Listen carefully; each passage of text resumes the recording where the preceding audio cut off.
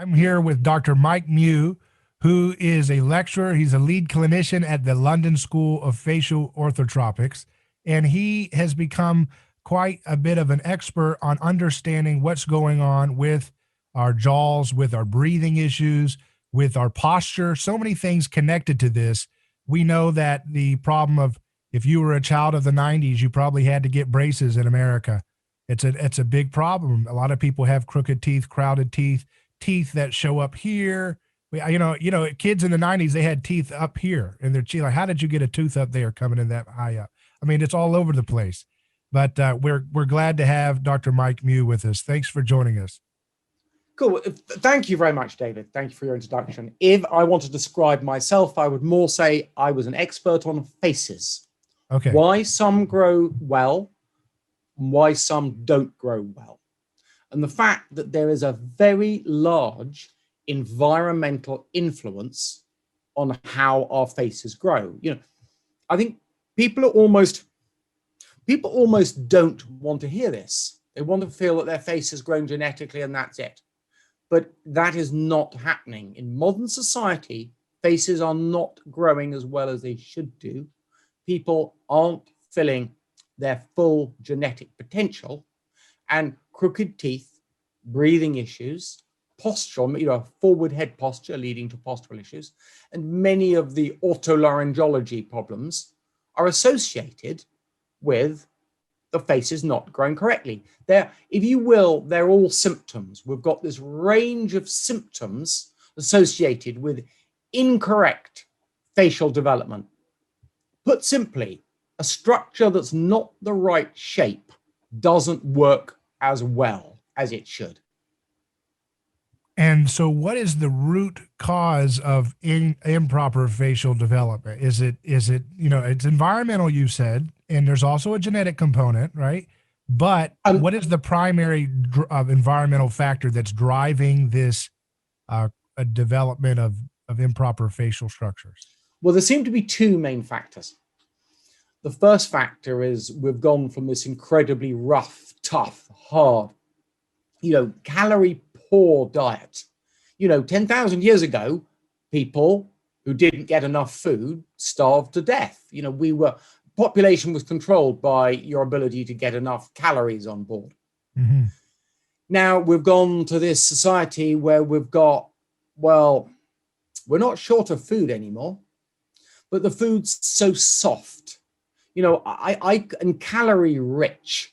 I could make a drink that could give you a third of your calories for the day. It's not, I watched out, I think a white chocolate mocha in Starbucks is, I think, was something like 600 calories. Mm. That is nigh on a third of your calorific intake for the day. Mm-hmm. Now, how much chewing do you need to do to get those calories on board? Basically nothing. And that means the amount of chewing you're going to do for the day has been reduced by a third before you've started, before you even consider that the other meals you're going to do are going to be, they're hardly going to exercise your jaws. And of course, I've got a good jaw. I've got a strong jaw. And that strong jaw is related to those strong muscles. That's simple. That's Wolff's law, almost down to a T. Now, how do you get strong muscles? How do you get strong chewing muscles? You got to use it or you'll lose it. Yeah. Simple. See these guys chewing gum all the time. They've got strong jaws. Now, it's a simple use it or lose it. David, we all eat processed foods. Either you're going to process them yourself with this unit here, or you're going to buy them pre-processed. Now, if you don't use your processing unit, it won't be as well developed. Mm-hmm. That's not rocket science. That's very simple logic, and it's clear and it's obvious. And you look at the wear on our ancestors' teeth. It wasn't uncommon that they had a lot of wear on their teeth, and that really reflects the fact that they chew more. And that's well covered in, anthropological or archaeological literature. And, there's good evidence. There's very good, solid evidence for that. The other thing that seems to have occurred is we're getting these nasal obstructions. Now, You know, David, I'm an orthodontist. I'm not an expert on nasal obstructions, but I think we can all agree that nasal obstructions, allergies, and the like are going up at an exponential rate. And I'd say it would be very unusual for a child not to have several nasal obstructions, even in the first year of their life. Please define nasal obstruction. In this Nasal case. obstruction, when you can't breathe out your nose, blocked nose. So your noses are your nostrils are too small. I used to be called no nose when I was a kid. But we're not going into that. Nose. Yeah. I'm not going into that at the moment, David. In the first year of life, we're assuming your development's been fairly good because you've only just been born. There's maybe some congenital issues here, but it's not my area of expertise. I see. What I know is that in that first year of childhood, most individuals will have blocked noses. And they'll have blocked noses multiple times, usually for multiple days. Now, they're then left with a stark choice.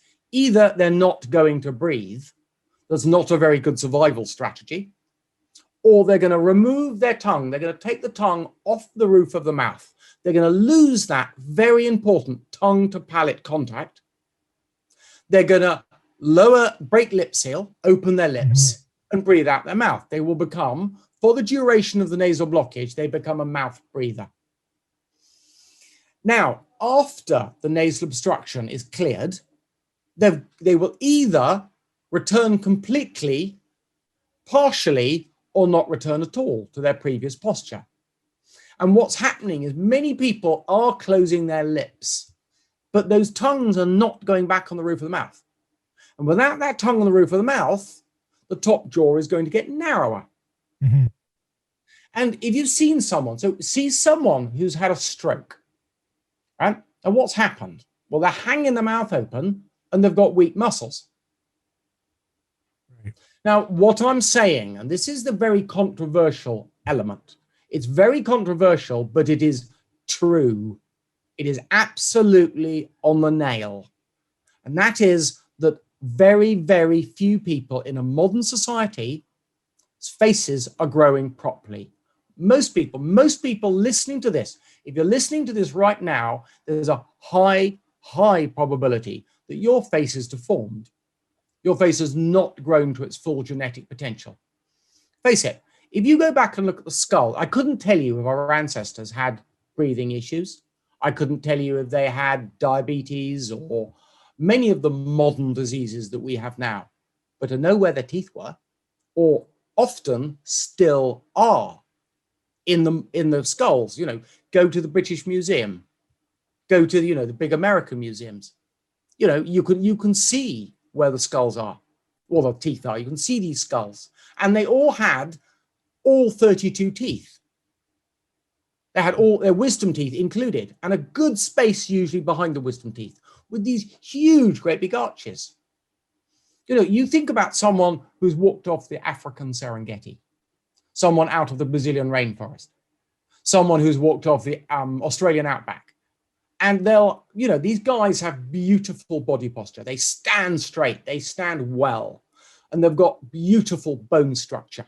Their faces are well constructed, as faces should be. And they have this big, broad smile with all of their teeth, including their wisdom teeth. These guys have never seen an orthodontist. They don't have to wear retainers for the rest of their lives. They did that naturally, very similarly to all of the members of all of the other 5,400 species of mammal. Now, what has happened? Why all of a sudden do 50% or more of kids are needing assistance getting their teeth straight? These teeth don't stay straight. We're having wisdom teeth taken out. And of course, as there's less and less space within the mouth, there's less and less space for the tongue. The tongue's in the airway. Well, where the hell else is it going to go? Right. It's when you stop and look at it, it's fairly clear and obvious. When you say the tongue needs to rest at the roof of the mouth, there's that there's that really upper roof, and then there's that ridge. Does it stay at the ridge, or do you shove it all the way up so that the whole thing is in contact with the actual upper part of the roof So there? we're talking about these modern, slightly deformed pallets here. These pallets, you should have a big, broad pallet where the whole thing is very shallow and the whole tongue fits up onto it.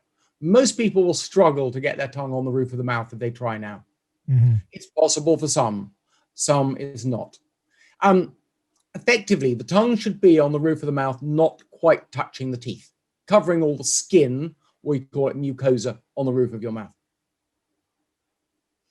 But, times have changed. In a way, I give that example of someone, it's a bit like most people in a modern society have had a mild, symmetric, so bilateral stroke. All our faces have dropped down. If you've got weak chewing muscles and you hang your mouth open with your lips or even without your lips closed, your face is going to get longer. Well, if it gets longer, it's going to get narrower and it's going to get shallower. The cross-sectional area reduces. And we can see this in the fact that go back 10,000 years and everyone had, as I said, the guys off the Serengeti, the Australian outback, and these guys, and they were more like our ancestors than we are. That's the thing, we might think, oh, well, they're strange people, they're not the same as us. No, if you look at their skulls, they look very, very similar to our ancestors. Everyone was like that. Everyone on the plain, everyone from the Inuits to South American tribes to people out in North China, everyone, all of these peoples had these big, broad arches. They stood up straight, tough chewing muscles. And as the face gets longer, it gets narrower and shallower, the cross-sectional area reduces, and we have progressively less space for the teeth. People tell me, oh, we don't get wisdom teeth because we don't need them. I mean, sorry, has anyone told this to Darwin? Because it's not how evolution works. It's not because we don't need it. You have to have selection. Survival of the fittest. It's death of the weakest. And unless someone's going around sterilizing or executing people who get their wisdom teeth in, things aren't going to change. There is no credible scientific evidence that suggests that orthodontic problems are genetic, or that these extra teeth we have is genetic, or lack of space for wisdom teeth is genetic. And of course, as the cross-sectional area reduces, we get less space for the tongue. And so the tongue's going in the airway. So then people are holding their heads forwards to open their airway, extending their head, very similar to the ABC, airway, breathing, circulation. The first thing you do in resuscitation is extend the neck. Well, you can extend your neck in a forward head posture. And but most likely, these, electronic devices haven't helped forward head posture. We've gone from looking at the horizon for predators or prey. And then we've moved to looking at televisions in the middle of the last century. Then we went to desktop computers and tablets and laptops and phones. And so progressively, we're leaning over more. And I'm sure that hasn't helped. But if you can't breathe, you're going to hold your head forwards. As much as you want, the angel on one side saying, Mike makes a very good point. It's backed by basically all the science and standing up straight. Everything I can be saying is broken down to stand up straight and shut your mouth. That's the message. It's not complex. But if you most people try and stand up straight like this, chin tuck, stand totally so the lobe of their ear is above the traps, the upper trap. If you're standing up roughly like that, most people have got no chin left. They've just got double chins. I'd challenge you to try it, David. See what happens to your tongue. It's going in your airway. Feel it, and it doesn't feel comfortable. So you know that's correct. You know that's what you should be doing. But you've got the devil on the other side that goes, breathe. And what's going to happen? What are you going to remember most? What's the most important thing in your life? To breathe, yeah. Yeah, your next breath, mate. Yeah, you'd give it all. You'd give away the Ferrari or the dream of one for your next breath. Where do they get that insult? They call people mouth breathers. Is that where that? Well, look at the facial form of mouth breathers. Yeah. Look at them. Yeah. I was doing some research on the village idiot, because I think the village idiot is the adenoidal face. And I came across images of both Trump. No, it wasn't. Hang on, it was Obama and it was Bush Jr. Both of them had been morphed to look like village idiots, because it just subtly gives this, it's the subtle signs. We know it in us. It's so interesting how we just know things. We're hardwired to know when things aren't right. And by portraying someone in that way makes them look stupid. That classic adenoidal face, hello, what's going on? In the same way that we're hardwired to know what's healthy. I think that there's no such thing as attractive. Attractive is healthy. We're hardwired to be attracted to healthy people. My phrase is, your face is a CV of your health. And I make people good looking. That's my job. I'm trying to make them healthy. That's what I want. But I know, it's very hard work to do what I do. But I take young children whose faces don't look right, and we grow them, and they have fantastic faces. Now, I don't know that I'm getting the best facial results ever achieved by anyone on the history of medicine, because no one will compare their results with me. No one. Why is it But I think I am. You work in London, and Great Britain has had a reputation for having some bad teeth. Why is that? Why? Well, we had the Industrial Revolution first. So of course we've got the worst teeth. I mean, it's clear and obvious. We live in a climate we tend to live indoors, locked up, because the weather's just terrible. I mean, this summer, what's happening? You don't get enough vitamin D, right? You don't get enough vitamin D, so you've got chronic sinus issues, probably, right? Everything. You look at it, because it's just, if you've reduced the cross-sectional area, you don't have, the sinuses don't have enough space to breathe, or drain properly. We talk about that guy who's the adenoidal face. Well, those are the guys who get the otolaryngology problems.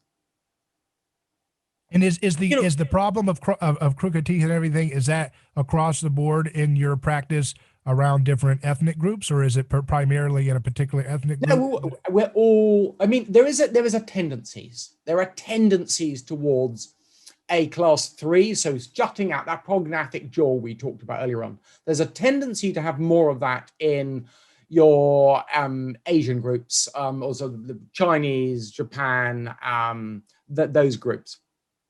And there's more of a tendency among the Caucasians to have class 2, the slack jaws. Remember the film The Italian Job, when Michael Caine talks to the drivers of the minis, and he goes, "Oh, so what the chinless wonder's going to say?" Because why was he saying that? Well, the chinless wonder was the rich person. So people who could drive cars at the time were more likely to be wealthier. This is all, it's so much in our lexicon, language history of what's happening. When the American Indians would call the white man whack jaws, because compared to the American Indians, all these white people coming across had terrible facial development. And so this is before the Industrial Revolution, then, huh? That was yeah.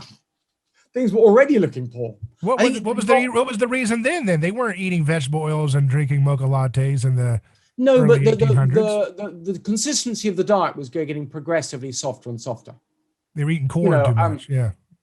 What I say matches very well with the sort of Paleolithic diet concept. As we've moved away from these tougher foods to these grains and stuff, that it's a lot softer. Yeah, it reminds me when I had grass-fed beef at a friend's house. They cooked it. It was their own cow, you had to chew for an hour. It was almost like you were dying chewing and chewing and water and water just for one bite of that roast beef. It's like, oh, this is delicious. Chew, chew, chew, chew, chew. Yeah, Just the first bite. And that's what we should be doing. Yeah. You know, I watch kids and the food is literally in their mouth and swallowed with 2 chews and it's gone. And the meal time's gone in 5 minutes. So you mentioned the environmental factor. You said there's 2. You mentioned the change in our diet. What's the second environmental factor? That was the blocked noses, the change in blocked nose. Okay. So when I would suggest that that's coming from inflammation, probably again due to diet. So we're not eating proper nutrients. As I said, you know, David, I'm an expert in one very, very small area, and I'd rather be a proper expert in one area than a kind of pseudo expert in too many. Mm-hmm. So that's my job. That's what radio guys do. But anyways, so when I look at this topic, again, so what about breastfeeding? Is that a major factor here? Well, yeah. Okay. So the next on down, we've got to look at the muscle patterns within mouths. So what my proposal, so we've come up with this concept called craniofacial dystrophy. So it's the disease that you've all got, you never knew about. And I think, you know, it's as I'm sorry, David, my mind was wandering off. Repeat the question. We're talking about breastfeeding. Oh, yes. So the basic structure of the bones is more influenced by the muscle strength and the general posture. Then when we get into the fine details of the balance within the mouth, we talk about the neutral zone within dentistry. And the neutral zone is that the fact that the teeth, the gums, and the bone around the teeth sit in a balance zone between the lips and the tongue. So because they sit in this balance zone, the posture and function of the lips and the tongue is very important, because that will help either develop wider gentle arches or smaller dental arches. Remember, I'm doing dental arch more than I'm talking jaws here.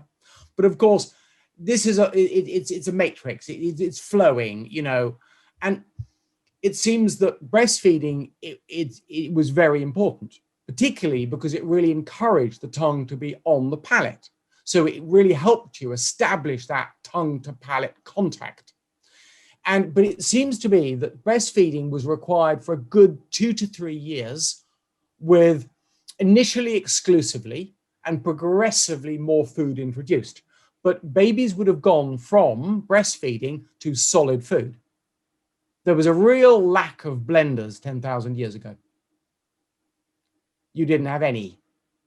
So there was no chance. I mean, mum might have chewed some food for you and given it to you, but I would imagine fairly quickly she would have tired of doing that.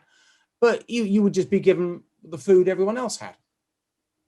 And you would have been tough. So you would have gone, you know, you'd have had enough nutrients from the breastfeeding, and slowly, slowly, slowly, you would have introduced other tough foods. And you would have had to work hard to get your calories from that. And it's this constant work with the tongue pushing forwards on the roof of the mouth, as you have to in a breastfeeding action, that would have developed the face very nicely. Because you're exercising the jaw when you're chewing. Well, you're really getting the tongue. Remember, it's the tongue will build the midface. Really? The tongue is the master. The tongue is the key. Yeah, the tongue's key.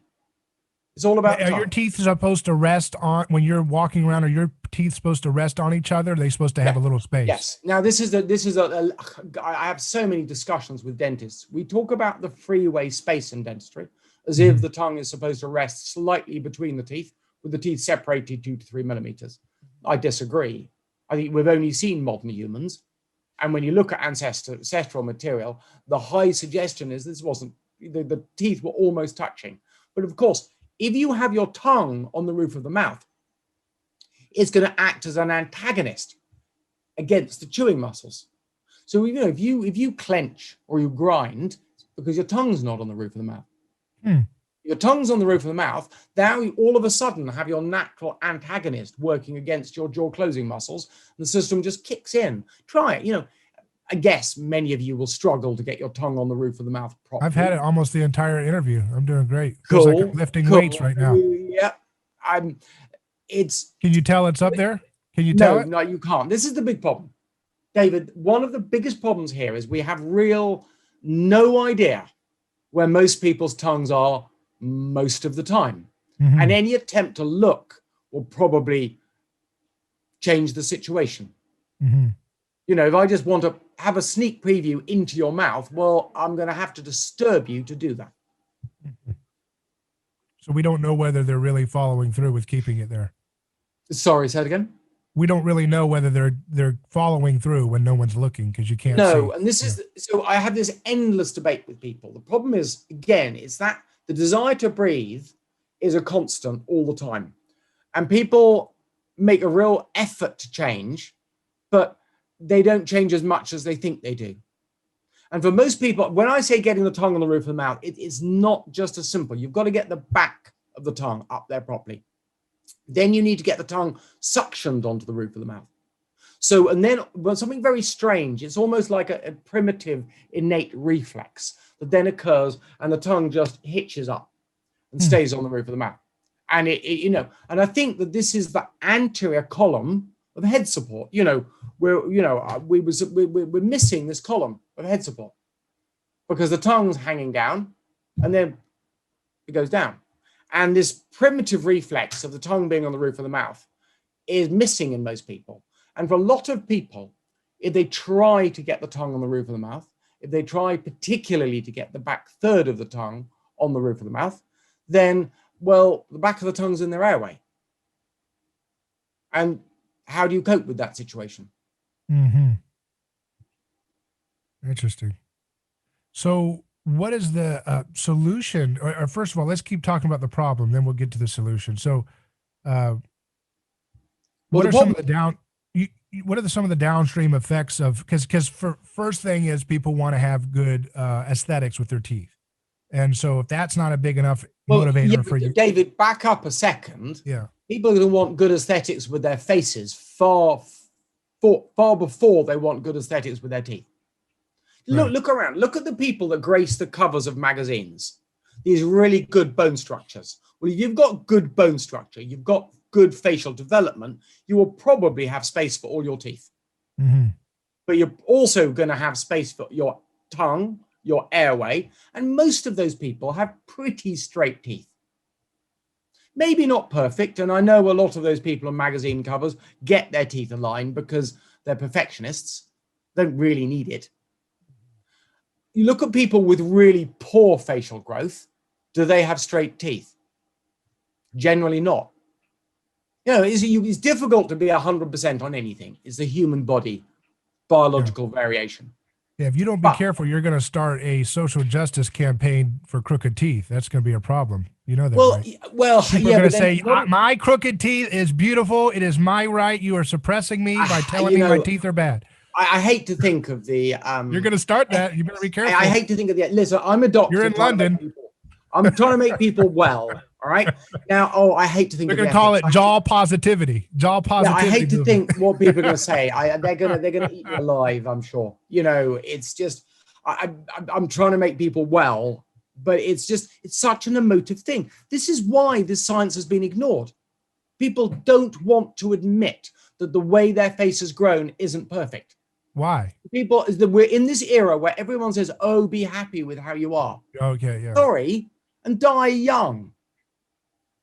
That's what we're talking about. Because, I went to a lecture in Philadelphia, and I said that I thought that 10% of people over 60 were going to die 10 years early from sleep apnea and its consequences. And asking around in the audience later, people said to me, Mike, been a bit conservative there. It's closer to 20%. Now, remember, when I qualified as a dentist in 93. Sleep apnea wasn't in the syllabus. It wasn't mentioned once. Now, how come we've got a disease that was not in my syllabus that now is going to kill 20% of Americans 10 years early? It was a wake up. Look at the facts. You know, the thing I'm frustrated with is I've been challenging everyone in the UK to a simple debate. Why are teeth crooked? How can we have an industry that's treating at least half of the children of this country that has no idea why teeth are crooked? Or maybe it has some idea, but is treating it as if it were genetic, when it is clearly not genetic. I mean, how can that happen? How can we not only not know, but not be interested? Because humans, this is what a guy emailed me, a listener of my show. He said humans will choose every option that's expedient before they choose the ethical right option, and that's just the way they are. Well, yeah, I hate to think You know, whether there's a little bit of money involved as well, but well, it's just the inertia of if it ain't, if it ain't broke for my business, why fix it? Why yeah. change the But it paradigm? We also have this in medicine and requires, everything. I mean, there are breakthroughs happening in cancer, but they don't get any attention because it would blow up the billions of dollars that are invested in the old model. So the old model has inertia that new models don't. And so what you're talking about is an old plus new model, because you're talking about going back to the way things used to be, but you're yeah. using new techniques to do it. So you're just a little bit ahead of the time, and there's a lot of horse and buggy manufacturers that don't want this automobile Don't on the want, road. no, they don't want change. They don't want Yeah. change. But of course, my worry is that sometimes, and not so infrequently, orthodontics can make the problem worse. And that's the real kick here, because no one wants to admit they are damaging people's health and badly damaging health. No So one wants to starting admit. so starting back, we have a lot of young listeners too. So for those who have little kids, what's the good foundation to get it right from the beginning? So you're Chew gum. breastfeeding, what? Chew gum. Chew gum. Chew gum. Well, use your muscles. Chew gum from a young age. I know it's just not what people want to hear. But, I think, okay, so we've got a campaign out. Please go to preventcrookedteeth.com. Okay. Yep, go and sign the campaign. Go and get some information from that site. We should be talking prevention, because that's where we're going. Right. If you end up on my door needing treatment, something's gone wrong. Breastfeeding, yes, great idea. Check you don't have a serious tongue tie. Good food, good hard quality food. That includes organ meats if you can, because those have a lot of the vitamins that people are missing. These ancestral vitamins. Remember, not my area. Yeah. Yeah, not my area. I mean, you just don't want to be on record endorsing liver and onions. I understand. I mean, I hate to say this is the crazy thing, because I've got Crohn's disease. I've got it quite badly, and so I have a limited diet, which has to follow. I every morning my breakfast is homemade liver pate. Yeah, get rid of the vegetable oils, and that will clear up the Crohn's disease. Well, I use coconut oil. Yeah, good. But just watch the packaged goods, the crackers, things you get. Make sure they don't have canola. None of it. No, my diet. Safflower. I have the most boring diet in the world. Yeah. Do you eat a lot of chicken with fat on it, or like mainly cold water fish, like fish. farm rate? So salmon belly. Is it farm raised? I can't afford that. It's what? Oh, so you eat farm raised? Yeah, I can't afford. Yeah, that's going to be inflammatory to Crohn's, because it's got a lot of the polyunsaturated fatty acids. That can't afford the time off to go on holiday, and hey, couldn't afford holidays anyway. Yeah, I've got next week off. I'm staying at home. Yeah. How about chicken or pork? Do you eat that? Watch out for the fat. I eat quite a lot of meat. My fallback, if I'm flaring up, I go back to meat only. Yeah, that's the safe space. Yeah, that's my safe space, is meat only. Then I might introduce some avocado. I eat a lot of bone broth, so a lot of soups with bone broth. Yeah. And I've learned by experience. For me, it's not one of these things where I go, oh, I should do that because that's going to make me better 10 years. It's tomorrow. Right. If I don't do it right, tomorrow I feel the pain. Right. Anyway, on the subject. Yeah.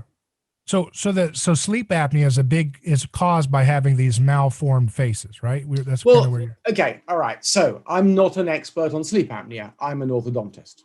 But I think sleep apnea is caused by a downswing in facial form. So what we're talking about is, what I'm saying is if you've got weak chewing muscles, your lips are hanging open, your jaw's hanging down with your tongue low. So you're just looking gormless with weak jaw muscles, your face is going to lengthen. A little bit like a bilateral stroke. It's a little bit like you're a waxwork model that's got too close to the fire and you've melted down. Yeah. And as you melt down, that's called a downswing. Then what I'm trying to do with treatment is gain an upswing in facial form. I'm not very interested in straightening teeth. I'm more interested in the whole face, because people with good faces have straight teeth. People with not such good facial growth don't tend to have straight teeth. And making them straight artificially is a mug's game, in my view. It's never going to stay. And wearing retainers for the rest of your life means you're holding your teeth out of where they want to go. You're holding them out of their balance zone. Well, you can hold the teeth out the balance zone with a retainer. Can you hold the bone and the supporting tissue out of the balance zone? No, of course you can't. So what's going to happen? The bone's going to go back from where it came from. It's going to leave your teeth behind. How useful are teeth without bone? Yeah. Not very. Right. I worry we've got a massive disaster in the making. You know, I see this as the biggest scandal. I think it's going to make the smoking scandal look small beer. Because it's causing these downstream health effects. Oh, right? it's causing, this is so many modern diseases, I believe, stem from this. Yeah. And no one's even talking about it. Like what? And of course, my desire, all I'm asking for is a debate on why teeth are crooked. Right. Why, you know, that's simple. Steel man your opponents in the orthodontics world. What's their best argument for your question? What's their best argument they've got that you've heard? They don't want to talk. Zero. No, nothing. There is no argument. There is no decent evidence. You know, you look at the hard scientific evidence. Look at what the anthropologists, look at someone like what Robert Corricini has done. There's hundreds of peer-reviewed papers in, you know, these are quality papers in respected peer-reviewed journals. Look at the entire profession of anthropology and archaeology. You know, they find burial sites. That's half of what they do, is looking for burial sites. When they find a burial site with a few trinkets or, you know, a couple of stone tools or nothing, you know, a really old burial site, teeth are perfectly straight. And the more trinkets, the more complexity, the more sophisticated the lifestyle, the more crooked the teeth, the less space for the teeth there are. It's clear and obvious. Mm-hmm. You know, no one's really questioning it. The only way the orthodontic community can maintain their scientific illusion is by avoiding any debate. Wow. By avoiding the scientific process while claiming to be evidence-based. I don't get that one, David. I really don't. All I'm asking for is science. Yeah. When a child is grinding their teeth, even at a young age, that's a sign of a small jaw or what, or not, the tongue is not proper? I don't know that. I don't know. You know, maybe a little bit of grinding was normal. We know that kids would wear their teeth down a lot. You know, if you were back in the turn of the 1900s, it was considered a warning if you didn't have space for a half crown between all your baby teeth, upper front baby teeth. Now, a half crown, for those who don't know, is about 2 millimeters. So you should have 2 millimeters between all of the upper front teeth. And if you didn't, you had problems ahead. Now you think, I don't see any kids with that now. Now, of course, if that was protocol in the turn of the 1900s, you would imagine that you didn't actually have to treat many people. Well, I know you didn't. My grandfather said so. You didn't have to treat many people. That means, I'm sorry, I'm exposing myself as a third generation orthodontist here. You know, we're a very boring family. My mother was a physio and my sister's a physio as well. You know, lack of imagination, I guess. But so you didn't treat, not many people at the turn of the 1900s did not have space for 2 millimeters between all of their upper front teeth. Now, look around at the kids now, turn of the 20th century. No one has. I don't see any kids who've got that much space between their teeth. And people come into me and go, oh, the baby teeth were lovely. They were all nicely lined up. And I say, were there any gaps?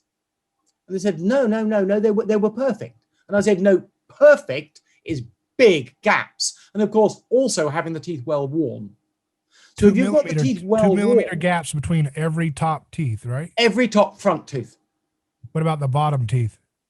slightly less, 1 but millimeter or in the same region, because remember, it's a symmetric system. The top fits the bottom. but that's the front teeth for top and bottom. Okay. Front teeth.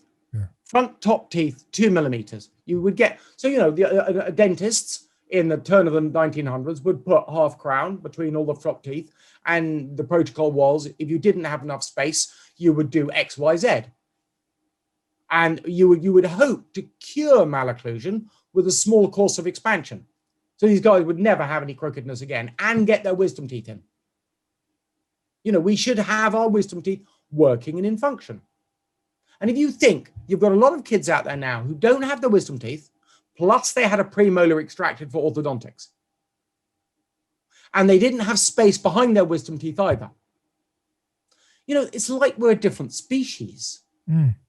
And we was that you that did an interview? I think you were talking about a forensic dentist that was looking at all the teeth. Yeah. So, you know, I remember we met up after work, and a friend of mine bought his dental nurse, and I was chatting to her. She said that weekends she worked with a forensic dentist, and he was looking at these skulls, you know, because he gets to look where most people don't.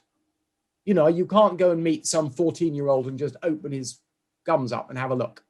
But, you know, he's finding these unfortunate people who have died, you know, and trying to identify them.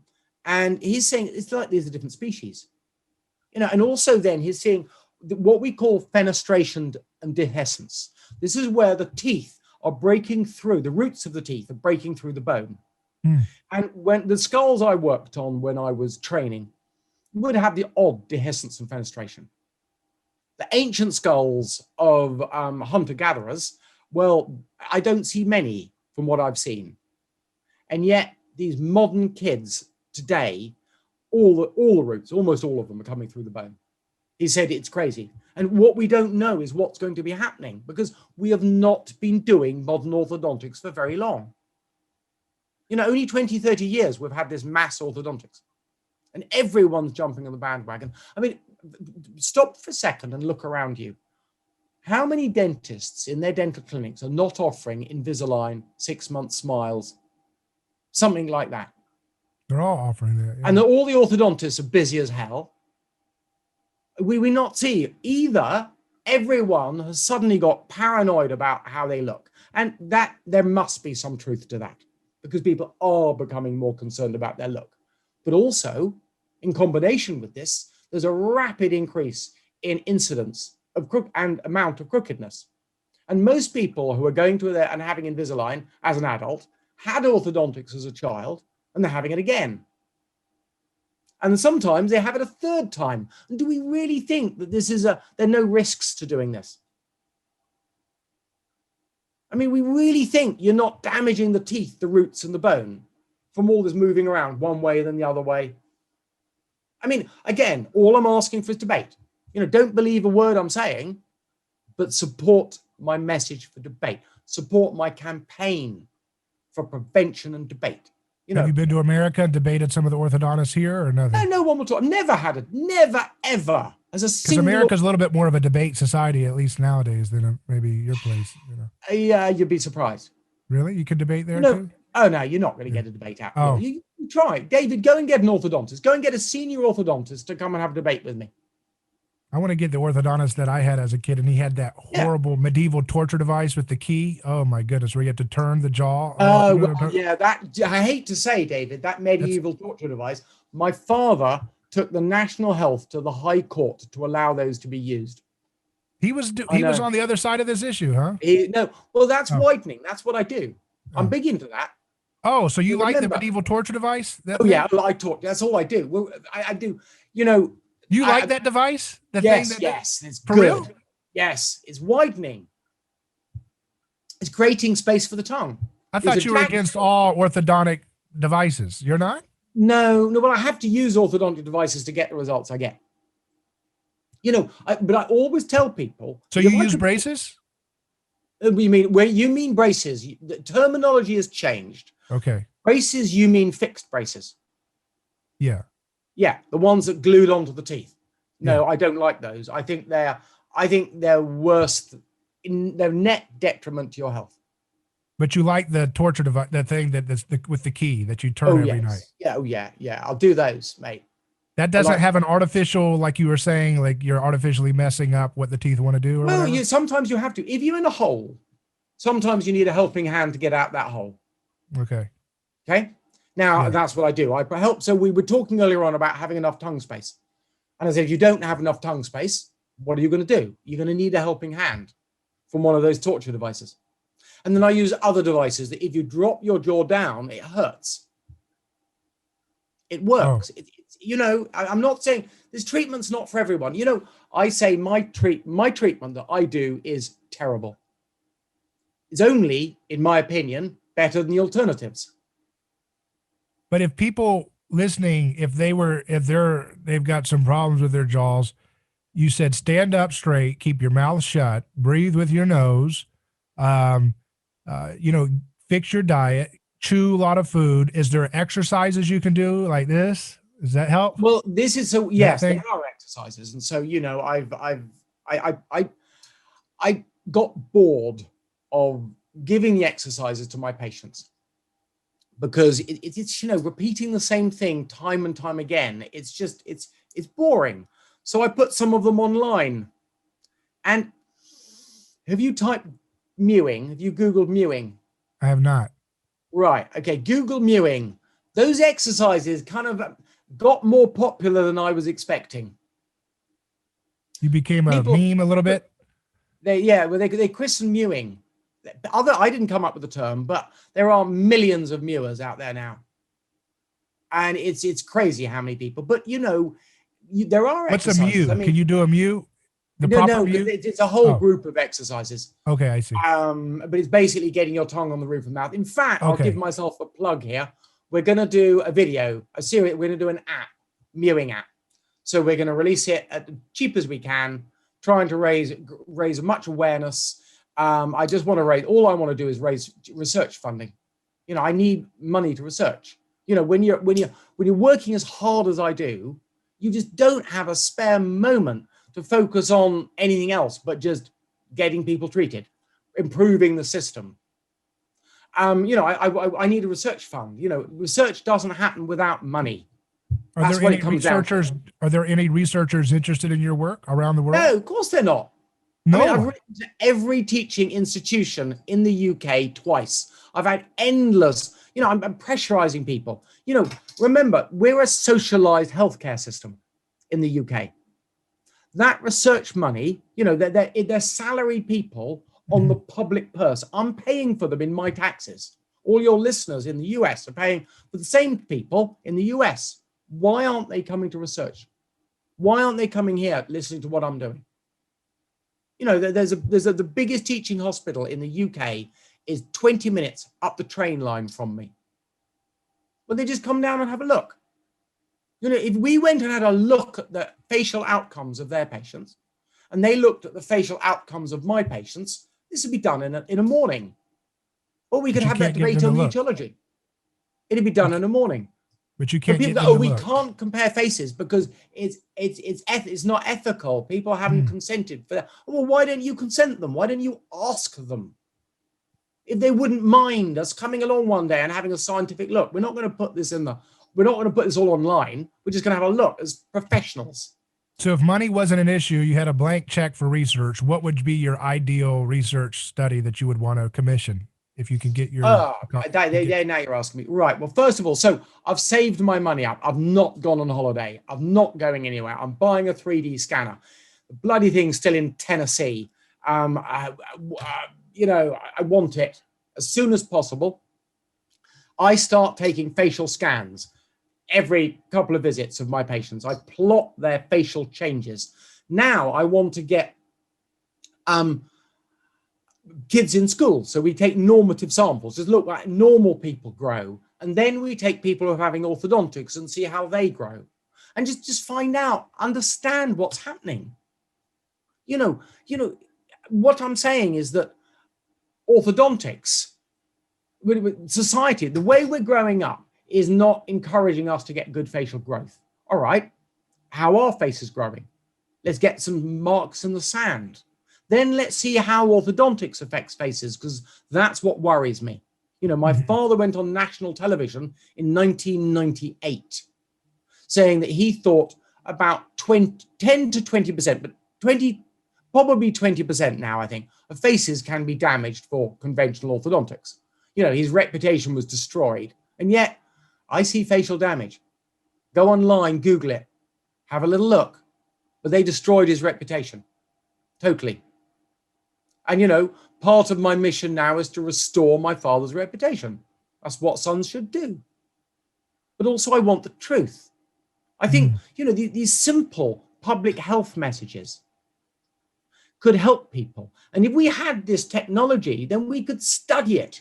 We could go to one school and say, well, look, could we just, you know, I know it's a motive thing. I'd need people to help me with these ethics and the ethic approval of these studies. The money would help with that. But we could just start one school chewing gum and the other school doesn't. See what that does to facial form.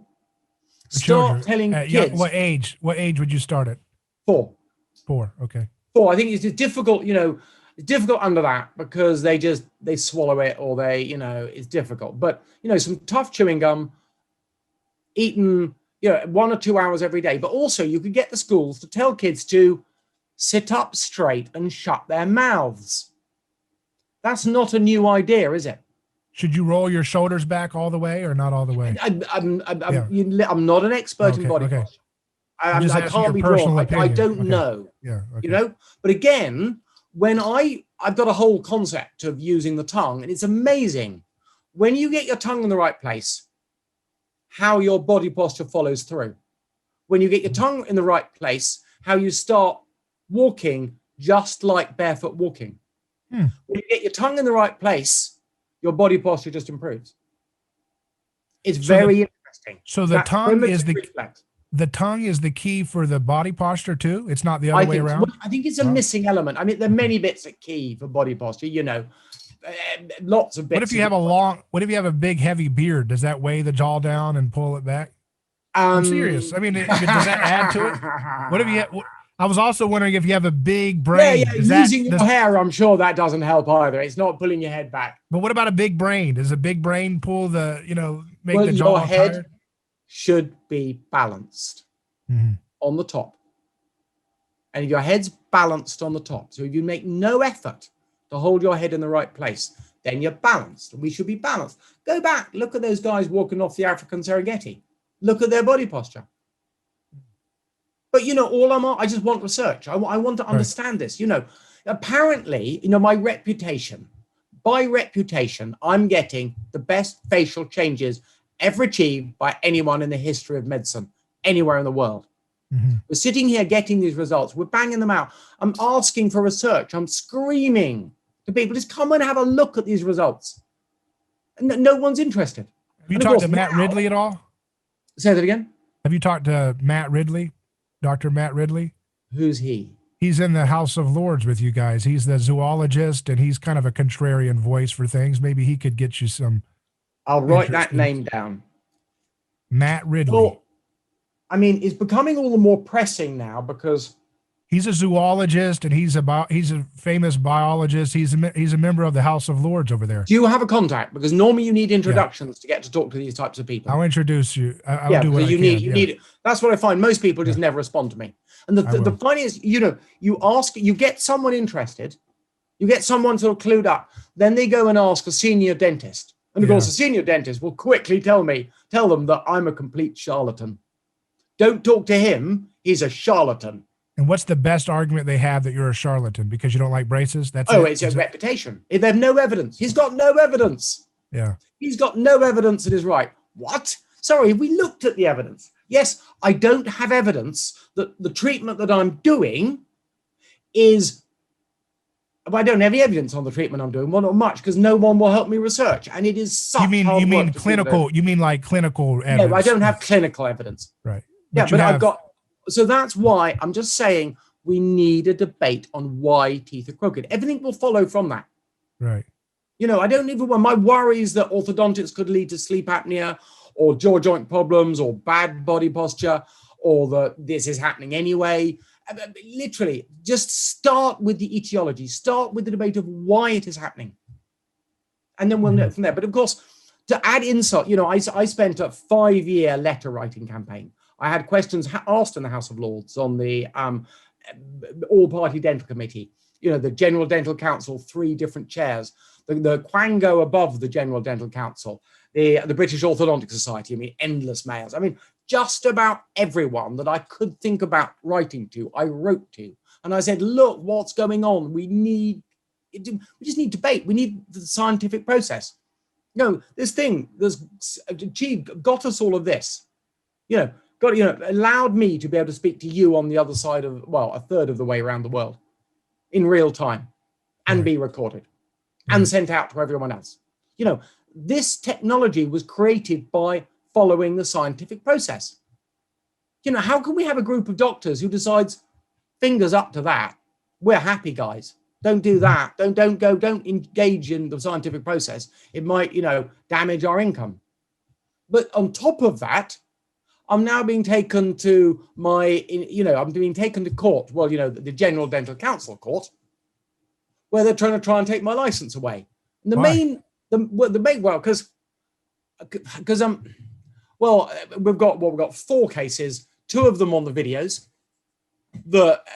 Most of that's been thrown out now that proper lawyers have seen it. Like complaints or something? Customer complaints? Is it like customer complaints? No, the British Orthodontic Society has unanimously referred me to the General Dental Council on the most heinous terms. The most heinous terms. I mean, they've really laid it on. So I'm asking them for debate, and they're referring me to the General Dental Council. Yeah. That's just what but you have to understand that what you're in is not on order.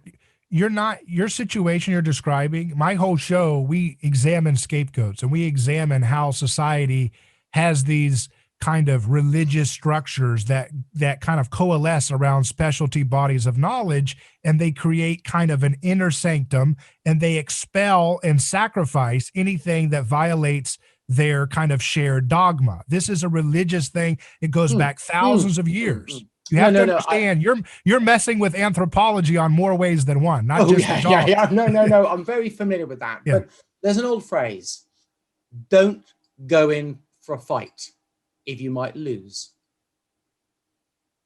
Right. And here now I've got to start pulling it together to make certain I don't lose. But the biggest problem here is that in courts, in the General Dental Council type court, in fact, most courts, you know, general civil courts as well, they only want to hear from the experts. They don't want to hear, because, you know, the devil can quote the Bible. I could spin evidence and I could, you know, lord it on, but they want expert. Now, how many experts of orthodontics do you think agree with me? It's probably 0, like you said, right? 0. Yeah. These are all, you know, we're relying here on white, retired, semi-retired, male, privileged, often private school orthodontists. What about experts like in Africa or Asia? Have you talked to them? Maybe they're not in that same bubble. They're not in the UK. So I mean, the thing, luckily for me, and this is a stroke of luck, that before COVID, you really needed someone local. But since COVID, they are starting to take and respect people using Zoom, experts using Zoom. So I've got contacts, and there's one person in the States, the US, in California, that I might use, who's actually learned everything from my father, and now he is here defending me. This is quite interesting. Does Weston Price have the foundation, do they have any experts that could scientifically back up some of the things? Remember, I'm not in total agreement with the Weston Price Foundation. You know, I had a long email debate with Sally Fallon, and of course, she wasn't able to provide me with any concrete evidence. I said, Sally, the door's open, provide any evidence that dietary contents causes problems. I would love to. I would love to back dietary content because it's so simple. But no one's providing me with any hard evidence yet. So let me make this clear. So you're saying there is a huge dietary effect, but you just don't know what the mechanism of that is. No, it's the consistency. So it's the hardness of diet. It's how hard the diet is. It's not how what is in the diet. I mean, so Okay. Weston Price was going around the world at the time of the second epidemiological transition. So the first epidemiological transition, we went from hunter-gatherers to farming. The second epidemiological transition was when we went from generalists to specialists. So that was the Industrial Revolution. And what was happening was American mainly, also slightly British, entrepreneurs were going into communities, usually communities that were had a port, and they would build a deep water port. They would set up an office. They would persuade the local farmers to grow a certain cash crop. And they would say to the farmers, look, we will provide a shop that will provide all your food and everything you need. And then you can start just cultivating this cash crop. And then when you sell the cash crop, you will have enough money to feed yourself from the shop and have money left over. And that was basically, that's capitalism in a stroke. Now, what happened then was these peoples around the world suddenly started eating different foods that they were used to. And that's what Weston Price was observing. So he observed that all of a sudden they had this derangement of the face.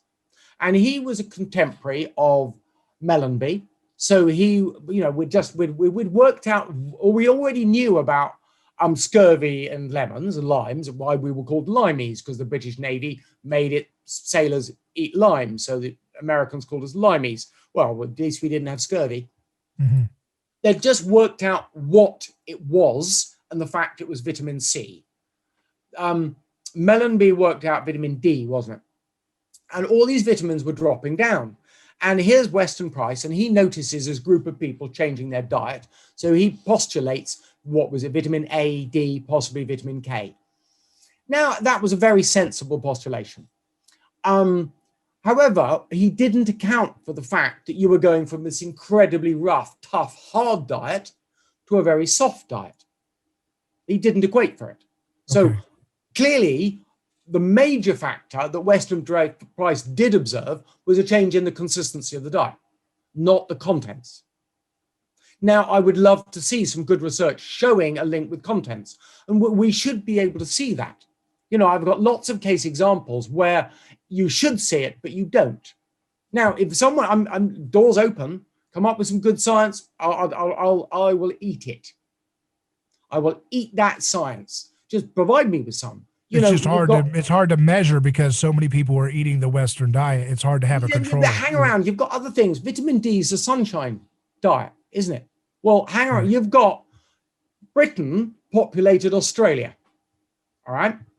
So you've got a group of people who are relatively purebred who have moved to a country where you're going to have more vitamin D all your life from start to finish, particularly before we were worried about holes in the ozone layers and cancer and all of that. Go back 30, 40 years, kids were out on the streets with more sunshine. Is there a difference in the levels of malocclusion? No.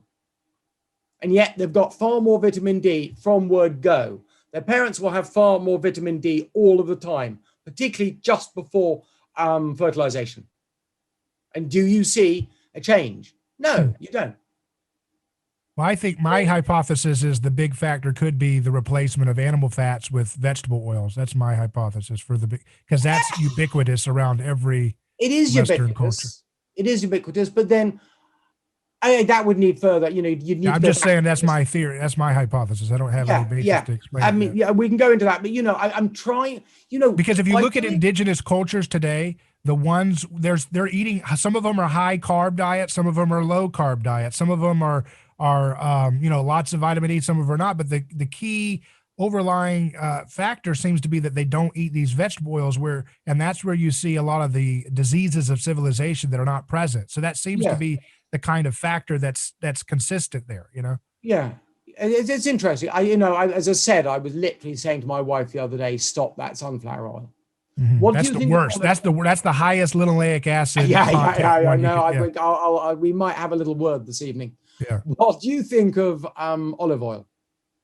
That one's a little bit of a betweener. The problem with olive oil is that a lot of them are laced with canola oil and some of the bad oils, and they'll say it's 100% olive oil, but it's a sketchy industry. You got to be careful. Yeah, you mean those capitalists sketchy? Well, hey, I really have loved our discussion. I want to give you a final thought to give everybody whatever your final thoughts are, and plug your website, and we will certainly stay in touch. And I'll try to see if I can introduce you to some folks. Maybe we'll see what happens. And who knows, you know? Yeah, you would. I don't need to plug the website. I've got more patients than I can cope with right now. Okay. It's just, it dessert. That's my alarm for something. All right. I can't remember what. Oh, yes. Often there's a dental meeting at this time in the evening. So what I'd really like people to do is go and support that Prevent Crooked Teeth. Go and show your support. This is something real. This is something tangible. We need change. We need debate. Support that Prevent Crooked Teeth. If you want to go and become one of my Patreons, go and become a Patreon. And it's Orthotropics Patreon. So ortho as in orthodontic, tropic as in the Tropic of Capricorn or Cancer.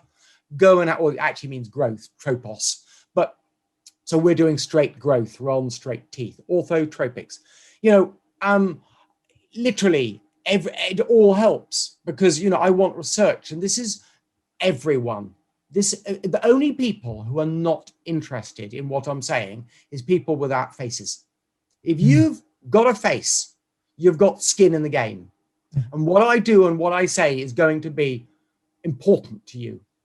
Remember that 20% probably of people over 60 who are going to die 10 years early from sleep apnea and its consequences. And that is only going to increase. And I think that will increase dramatically until no one can question what's happening. As I said, craniofacial dystrophy, the biggest disease you've never heard of. It's most likely affecting you. Well, thanks again, Dr. Mew. It's been a real pleasure to speak with you. Pleasure. David, thank you very much. Stay in touch, please. Thank you.